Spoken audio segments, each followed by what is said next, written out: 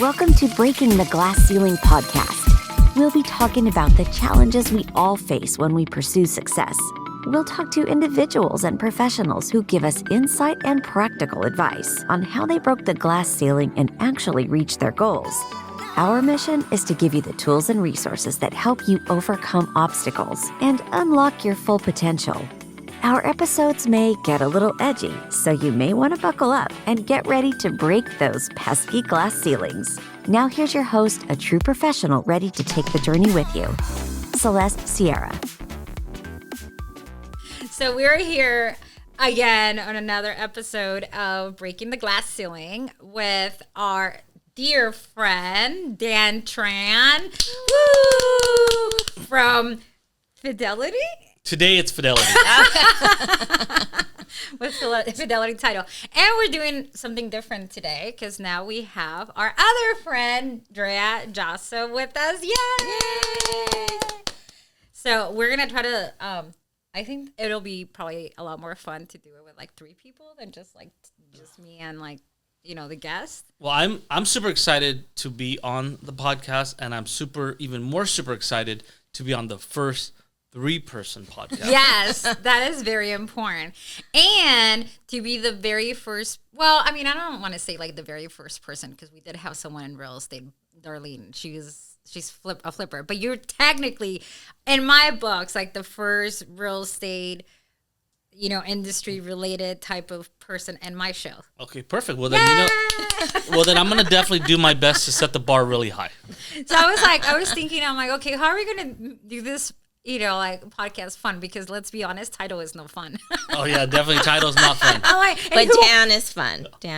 I try to keep it fun. Well, you do, but I'm like, okay, so do we talk about title? Do we talk about what? People don't even know what title really means, right? Like Correct. We just talk to our clients and we just tell them you have to have title and it's part of your transaction, and nobody ever asks what's title? I usually do tend to, to tell our clients what it means. And I know that there's not a whole lot to talk about when it comes to title, but we'll share. Yeah, we'll definitely. I don't even know. What is it? Okay, so yes, a homeowner but doesn't know. Okay, let's talk about it briefly. So we'll share a little bit of title insurance and make it value filled. Throw a nugget and stuff like that, along with having tons of fun today. Basically, title insurance, it protects the seller from any kind of liens, judgments, or encumbrances that might come up against them when they transfer over title. So, title insurance, the best way to explain it, it's exactly like car insurance. You don't need it, but you have to have it. So, right. The buyer will take over the property when they purchase a home, and title insurance guarantees that it's going to be free and clear of any kind of liens, judgments, or encumbrances that have occurred because of the seller. Right. So, for people to understand, and I think this happened to me years ago where I closed a transaction and a year later, I was probably refinancing them or something, and something came up on the title of the property Correct. That belonged to the seller, right? Not to my client, but to the seller. And so we were able to go back to the title company because they insured that and it was cleared. And so that's basically what it does. So it does, yeah. And in that situation, your client would have filed a claim and the title insurance would have paid it. So, and I won't lie, title insurance are just like insurance companies. They hate to pay. So, right. You request the claim, and if it belongs to the previous owner that the title company insured, they will have to pay on it, and right. They do. So now talking about, you mentioned, it's like car insurance, you don't have to have it, but obviously we tell clients they have to have it. So but you do have to have it. In the state of California, you have to have it, it's right? It's mandatory, yes. Okay. And you can only get title insurance if you have an open escrow. So you just can't just get title insurance. You have to be in Which is another great question, because when clients come back later and they say, oh, I want to add my daughter, my son to title or whatever, I always do tell them, you have to understand that even if I add this extra person on title right now, if you were to sell or refinance in the future, you're still going to have to sign again. Or let's say a quit claim, not necessarily add someone, but I want to come off title and I just want to have my daughter on title. Mm-hmm. And I tell them, well, if you think that your daughter is going to be able to like sell it or do whatever with the property, you're still going to have to sign it because it was not an insured deed. Correct. Right. Any kind of deed done outside of the real estate transaction, I always stress to my clients to tell their clients, don't do it, because like you said, they'll have to sign again. Whether you want to add somebody or take somebody off title, it's an uninsured affidavit. Right. And down the road, when there is a real estate transaction, that person will have to sign again. Right. So if you're trying to add somebody onto title, my best suggestion is always lean towards the living trust, Right. And if you're taking somebody off, take them off, but definitely do a refinance so they're completely off. And if you do a refi, make sure you call Celeste. Yes. And if you want a living trust, please call Drea. Little plugs here and there. We will take care of you whichever way. So talking about all this title thing or whatever. So it's always been my question. You said you cannot have it outside of a real estate transaction. So is there any way so you cannot purchase it at all? Like you cannot You can definitely get it, but okay. like I said, you'd have to open up an escrow. Okay. And pay, the escrow fee or escrow and whatever. title fee, whatever the bare minimum is, Okay. because everybody has a starting Right. Threshold and stuff Right. like that. So Okay. So it could be done, It but could it's be done, obviously yes. going to be more expensive. Yeah. And probably just add that Not money worthwhile, into a yeah. trust. Right. Okay. I like that. So let's talk about something that I was like, this morning I was thinking, okay, what am I going to ask him? I'm like, I know everyone knows you as what's the word? I know that other people have said you're like the master networker. Yes. Yeah, we were master talking about this networker. You know that, yesterday. right? People I call you that. I take that as a compliment. I love it. So tell us, how do we become master networkers? And you know everyone. Well, to be a master networker, I would definitely say to attend as many events as possible, Right. And just introduce yourself and say hi and stuff like that. And for me, I am just lucky that I've done a lot of things in my life that like from my being a youth leader in church to running 24-hour fitnesses to being in real estate. You just meet a friend of a friend of a friend, and it's you make introductions and stuff like that, and you introduce yourself and you say hi. And for me, I just like to meet new people and strike a conversation and just build relationships and see where it goes from there. So do you follow up, like, you go to, well, let's just say when you first started networking and you would meet people, do you follow up with them, or it was just one of those where you were going to so many networking events that you would run into the same people over and over again and they just got to know you? Or do you actually have a follow-up system, or just with people in the industry? Because when I say everyone, I'm not talking about just people in our industry. You literally you can call him and ask him do you have a handyman? Do you have anyone? A ton of people. I try to be involved, not only in real estate but within the community, Right. with the kids' school, with the church and stuff like that. So. And that's how I build my, my network and stuff like that. And for me, I think the key to follow up is what I did in the very beginning was I would always send an email or a text saying, "Nice to meet you at so-and-so event." Now, I have a VA that does it. But for me, honestly, I was what's a VA? virtual assistant. Acronyms. So, No, it's getting to me.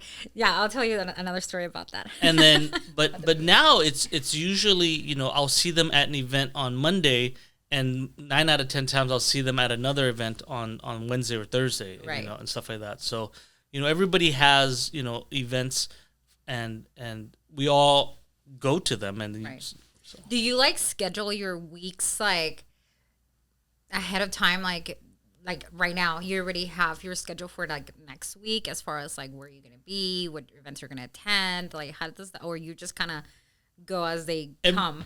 Every Sunday night, I go over my plan and I check the events that are going on, and I plan my day for that. So if today, I knew I was going to be in Claremont for this, I made sure that I had Covina and La Puente on the map, to make sure I hit Because they're so close. Yes. They're not even that close. Yeah, The that puente close. is like 45 minutes away. Well, yeah. Well, I mean, I have to pick up the 14-year-old today. Oh, so. yeah, that's true. Wait, your daughter's 14?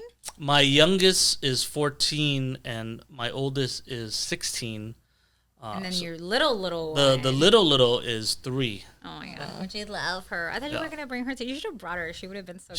She would have loved to be on the show. She would have been so much She's more so fun than cute. you. I definitely agree. You know, she definitely gets it from Dad. Oh, that is so cute. Well, another thing that for sure, like as we worked together for a long time, and like your personality is just like on another level too. Like I think that has a lot to do with your success too with people. Even though sometimes you guys can get like you and the guys can get a little like Caddy. yeah, I'm just like, oh my god, are they fighting or like what's happening? Real? Well, I mean, it's all in good fun. I mean, I think for me, if I didn't wake up in the morning and think that this career was fun, I would leave it. Right. To be honest with you, I've put in close to 17 years in this, and I wake up every morning. I'm excited. I'm in a situation and a place where I choose who I work with now. I'm not running after everybody. I actually choose who I get to work with and want to work with, and I love that. I mean, I enjoy the friendships that are made. And things like that. I mean, I went to your wedding. It's like I was like, did you really? Oh yeah, you did go to my wedding. I forgot about so this. things like that. You build things that aren't business related. Like we'll have friendships. When if I get out of this, we'll still be friends. Right. So right. Well, hopefully you won't get out. not anytime soon. Maybe I'll get out. But It's still in my 5-year plan. retirement is like nearby. So in your retirement plan, like, can we help you with your retirement? Absolutely. You guys will control all of my money when I retire. when he you retires. retire. How about now? Before. So let's talk about how can we help Drea be a master networker? Oh, yeah. Let me take notes. I think what I would recommend to Dre is continue to do what you're doing, because I see you're out there and you're building, relationships like that. And then with those relationships, you leverage them, and then you attend, you meet and you make new friends. They're going to go to events. You're going to see that they're attending events. Then reach out to them like, do you mind if I tag along? Mm-hmm. And why not? I mean, you can go and hang out, and now you know somebody. And once you know somebody, they'll introduce you to somebody, and then they'll do the handoff. That's what I love to do. I love to do the handoff. So like, Dre, if you ever want to go to an event with me and you don't know anybody, come. I'll be like, hi, this is my friend Dre. She does this, handoff, and then off and running I go. Now you have someone to talk to. And then I'll come back and be like, Dre, meet so-and-so. I'll bring so-and-so to you.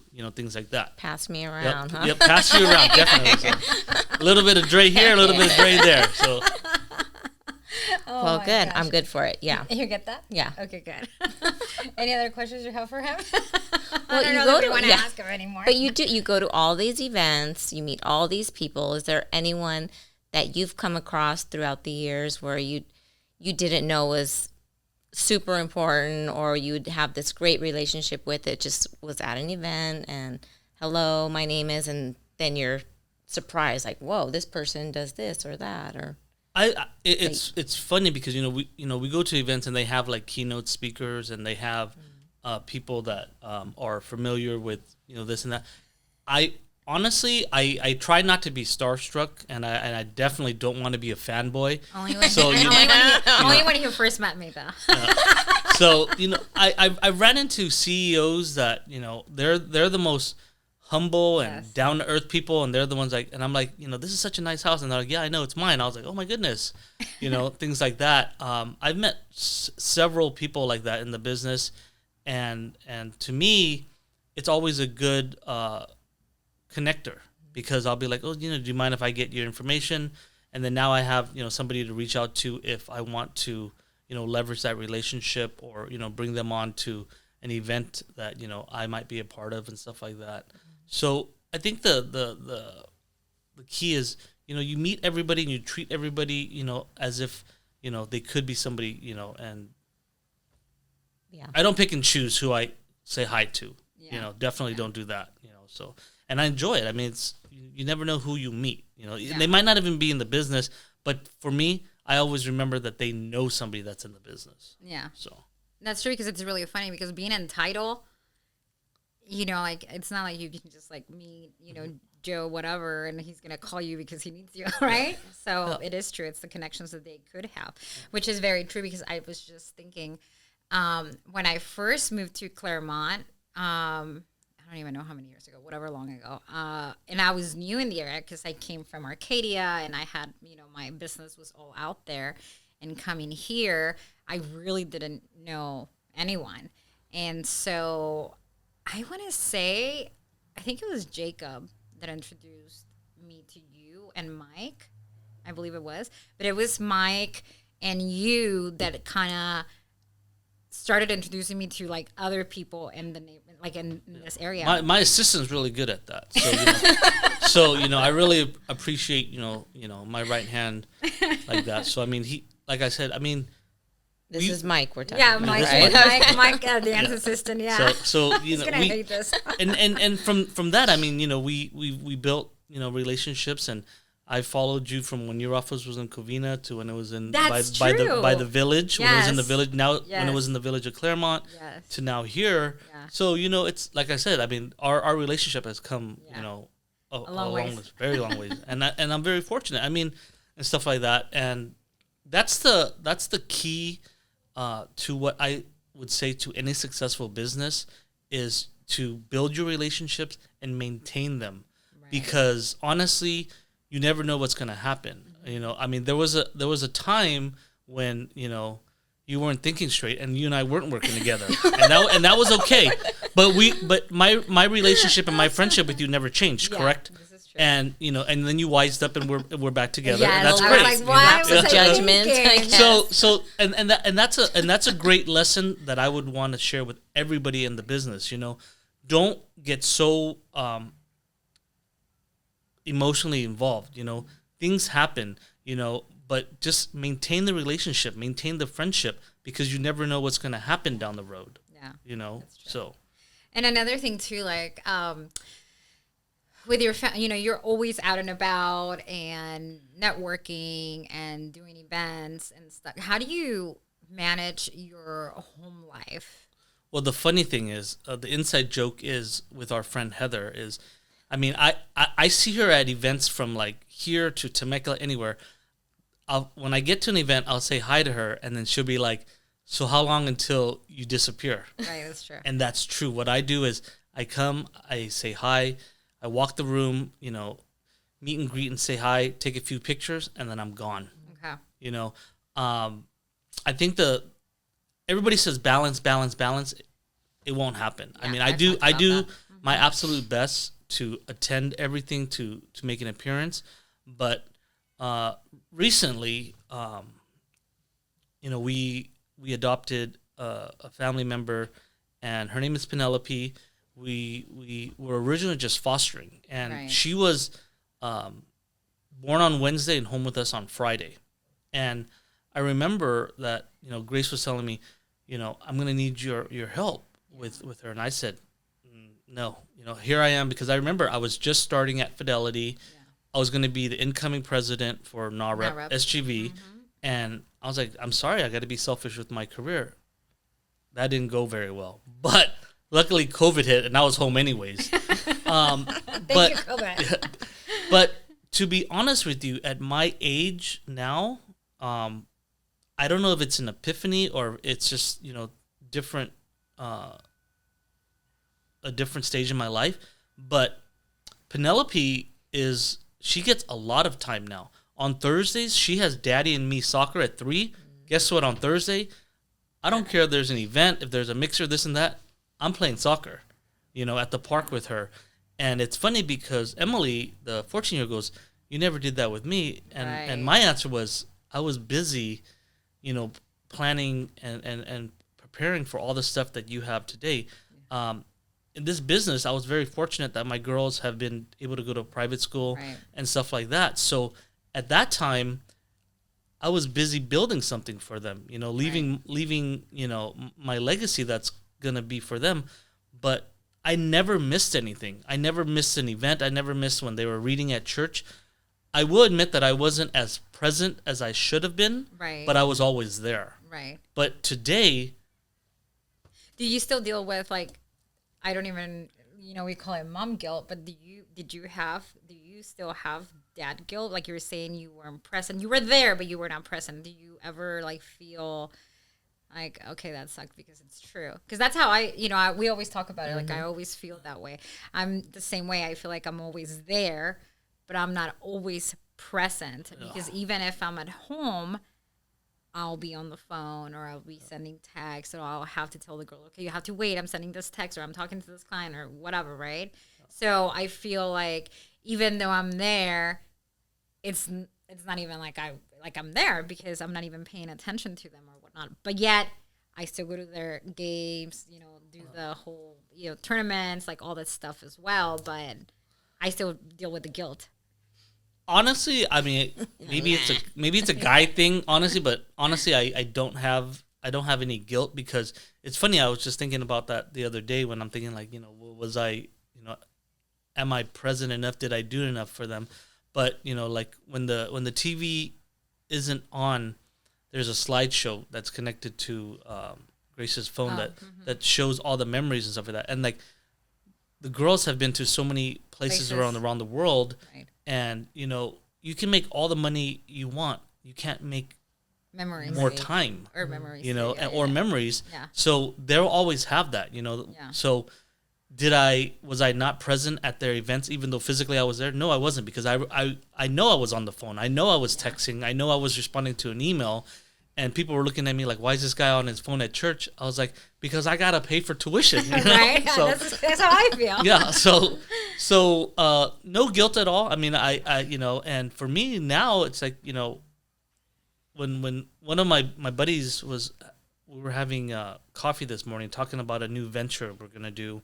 And he was like, you need more money? I was like, it's not that I need more money. I have incoming bills that I'm already planning for. The 16-year-old, she's going to be a junior next year, and she wants to go to UCLA. Well, you know what? UCLA isn't cheap. Yeah. So I have that bill already. I'm in my mind. It's incoming. Yeah. So and for me, I always I'm always planning 5 years ahead, 10 years ahead, and on my goals are. I don't want my girls to have any kind of debt when they're done with school. I want them to, tuition to be paid for by their parents, and both of them to have a house free and clear. Right. Because if we're in real estate, we have to leverage, our access to real estate. Right. And that's what we talked about too. I talk to a lot of agents all the time too about this, right? Because being self-employed on our end, right? I understand that we haven't planned for ourselves accordingly for retirement, right? But then if we have kids, we should be able to do what you were talking about, like at least plan for your kids to be able to go to school, go to college, have that taken care of in ways that, Drea can help with, stuff like that, and have a fund to when they're, 18 or 20 years old, they can buy a property and have a property as well. And, that's a conversation that I've had with my kids since they were very young. Like, my kids know that there is a particular account that they have that when they turn 18 and they have to go off to college because they want to go, not here in California, but as far as possible. As far as possible, yeah. One is going to the East Coast.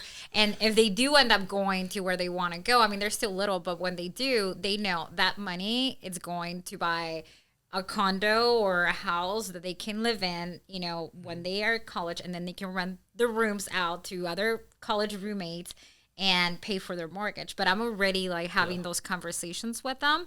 But that's because I planned since they were born, as far as like that part of like real estate goes for them. So I think they were recently at your grand opening, and they're not so little anymore. They're still they little. could definitely pass as your little sister. I know, especially my oldest one. And I remember when you were up there, getting ready to cut the ribbon, and I see the girls watching, and that to me, I as a parent, I got warm and fuzzy inside. I think maybe somebody was cutting onions or something. like that. But honestly, that's what generational wealth is all about. People talk about it all the time, but people don't do it. And then when you were doing that speech, I know that the girls were looking, and that to me was like, you know what? She's preparing generational wealth for them. They're seeing all that hard work paying off today. You know, Mom wasn't on her phone and ignoring me. Mom was preparing for this day. Right. You know. Well, at least we hope that they see it. No, but well, yeah, if not, I mean, they have this podcast to refer right? back to. I know. I was fighting with so the other, when was it, yesterday or the day before? I was like, okay, I've been wanting to do a podcast with them, right? Because I think it's kind of cool, like, to get their take on this same conversation and for them to be open about it. But it's another argument to get them to be in front of the camera. I don't know what it is with kids nowadays. Like, they just will not. And I was Tell so them it's for a TikTok. Oh, I'll tell them to dance. I was so upset. I was like, I do all this for you, and all I asked was just for one day on my podcast. And they're like, nope. I was just like, okay, they'll never ask me for anything again. And then this morning, they're like, can we go get Starbucks? I'm like, all right, let's go. It was like, oh my gosh, those kids are going to kill me. But Speaking of Starbucks, a funny story is the girls always want Starbucks before they go to school. What is it? I don't know. But the funny thing is, I order it from the gym. Okay. So I order it and then I go and pick it up. And then I pick it up and I drop. And they get so mad because they have to carry their cup to school. Yes. And it says Title Man on it. They're like, why does it have to say that? I was like, well, you can get your own app and put your own name on it. Money. So, order it yourself. Order it yourself. And like, it's like, and Emily, she gets like Code Foam, Oak Lot. It's like an $11 Starbucks. Yep, every My daughter morning. Too. Cold foam. I don't even know what that is. And it's like the foam and Yep, on and the it's top. sweet. Yeah. Yeah, and it's super sweet, and it's an extra $3. Yep. I know. I'm like, okay, if I add up all the Starbucks, I can probably buy my own, like barista machine, and then they can do it themselves. And the girls are like, no, but it's not the same. We have to go to Starbucks. And then imagine the mess they leave behind, because God forbid they clean up after themselves. Oh, yeah, exactly. That's another one. Yeah, that's another story. argument. What about all your upcoming ventures? Or you've got all these new things going on. Yes. You got the rally, the SGV rally. What else are we dipping into? So, Dre and I started with other committee members, San Gabriel Valley, it's called Realty Rally. Dre and I collaborated on that name too. Just kidding, it was all her. But what we want to do is it's a virtual caravan, and we want to promote listings and buyer needs to the community, while at the same time providing educational and informative presenters, things like that. And it won't be long. It's an hour and a half of your day on the first Thursday of every month and stuff like that. Today I was meeting with my godson actually, and we're going over different tools and apps that title professionals can use to help their real estate agents. So I'll have other title reps working for me and not even know it. So, nice. And stuff like that. So when things like that, for me, I'm always looking for other streams of income. Right. It's like the one thing that I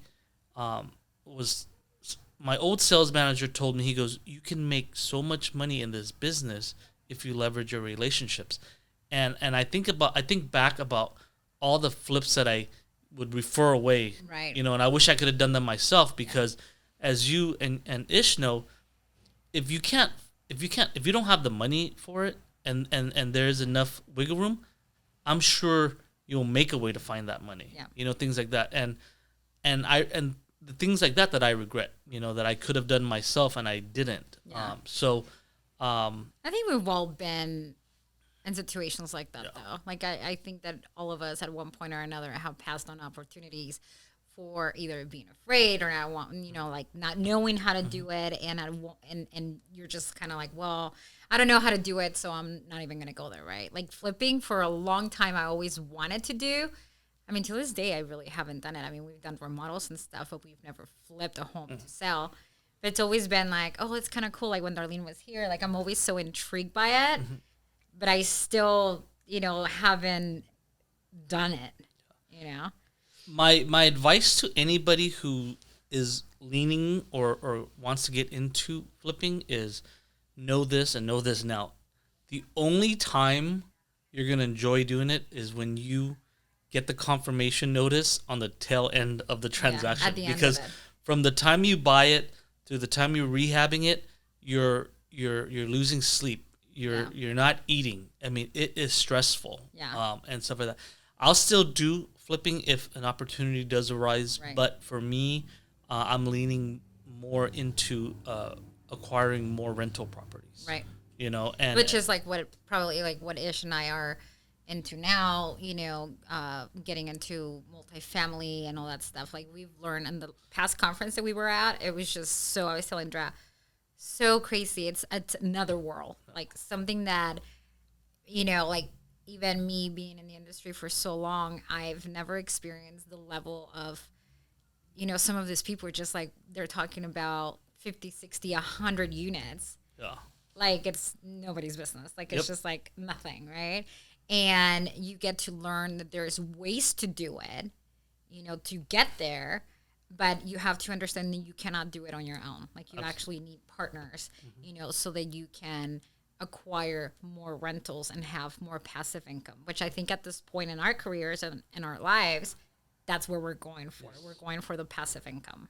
Yes. And it's funny because I always tease my realtor friends when they're posting, memes or doing stories, stop paying your landlord's mortgage. I'm like, can you please make sure you're not friends with any of my tenants?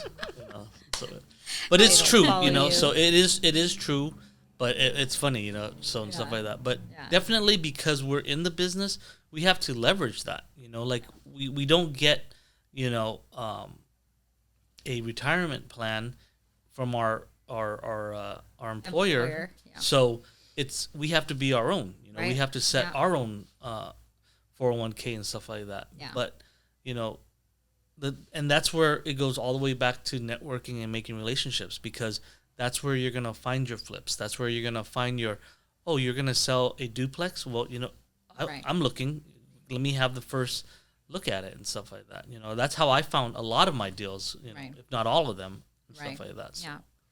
Well, thank you so much for all the knowledge and the fun nuggets and the nuggets and everything. And I think it's probably one of the funnest, because I laughed the whole time podcast we've done. But thank you so much for being here and sharing on all your secrets of master networking.